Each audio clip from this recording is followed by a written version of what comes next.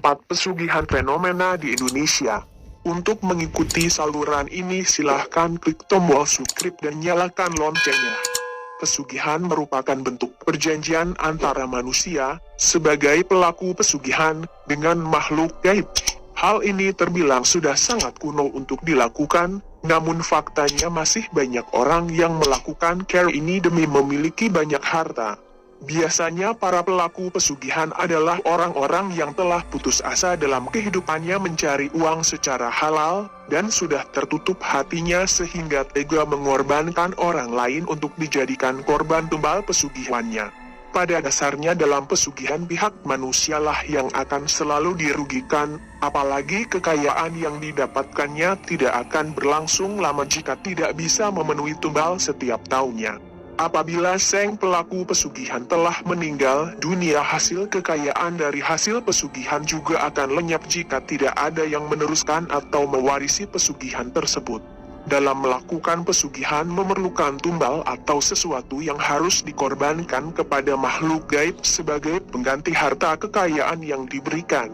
Korban tumbal pesugihan biasanya berdasarkan permintaan sang makhluk gaib, dan pihak manusia harus bisa memenuhinya. Barulah harta yang diharapkan bisa diperoleh tanpa melakukan usaha apapun. Bahkan harta yang diinginkan akan datang secara ajaib.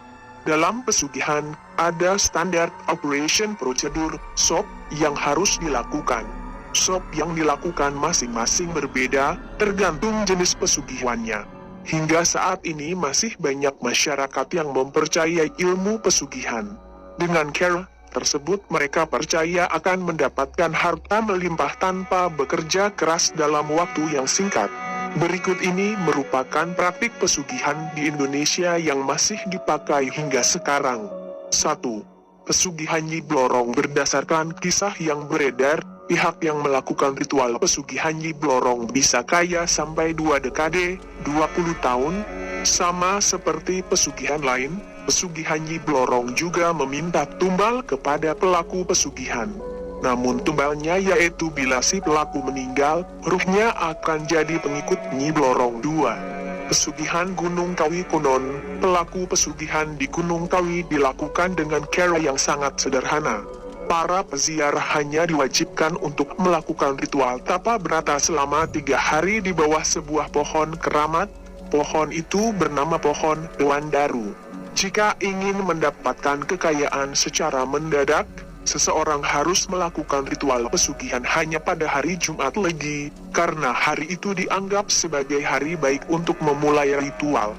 Tanggal 12 setiap bulan Suro juga jadi waktu yang ramai dikunjungi pelaku pesugihan 3. Pesugihan tuyul. Pesugihan tuyul bukan hal asing lagi di masyarakat Indonesia.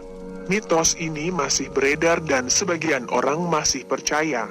Tuyul digambarkan sebagai makhluk gaib berwujud anak-anak. Banyak yang bilang tubuhnya berbulu dan agak berlendir dengan gigi yang runcing. Beberapa orang mengaku bisa atau sempat melihat penampakan makhluk halus ini.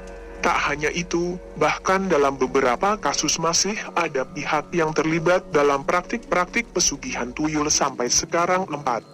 Pesugihan babi ngepet. Pesugihan ini begitu terkenal karena menghebohkan berbagai tempat di Indonesia. Dengan pesugihan ini, seseorang dapat berubah menjadi babi dan mampu mencuri benda berharga tanpa ketahuan. Syaratnya adalah partner kerjanya harus bisa menjaga nyala api lilin milik babi ngepet agar tetap menyala. 5. Pesugihan Gunung Talamau. Gunung Talamau adalah puncak tertinggi di Sumatera Barat dan memiliki banyak telaga. Konon gunung ini dijaga oleh harimau Cambo. Orang yang mencari pesugihan umumnya ingin menang togel, mendapat pangkat dan sebagainya. 6. Pesugihan Sumur Kembar Gilimanuk. Lokasi pesugihan ini ada di dekat jalan dari Jembrana menuju Gilimanuk, Bali. Legenda Nyair di Sumur Kembar ini punya banyak manfaat. Konon kalau membasuh muka dengan air ini dapat enteng jodoh. Namun khusus wanita nakal yang ingin dagangannya laris, harus mandi telanjang 7.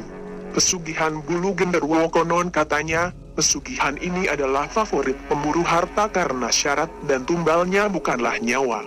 Orang yang menginginkan pesugihan ini menyiapkan masakan dari burung gagak dan berdiri di bawah pohon gayam sambil bertelanjang bulat. Nah, itu dia fenomena tentang pesugihan yang ada di Indonesia. Apakah kamu percaya adanya pesugihan? Pastikan Anda tak mengikutinya ya. Karena kenyataannya, kesuksesan sejati didapatkan hanya dengan doa dan kerja keras. Sampai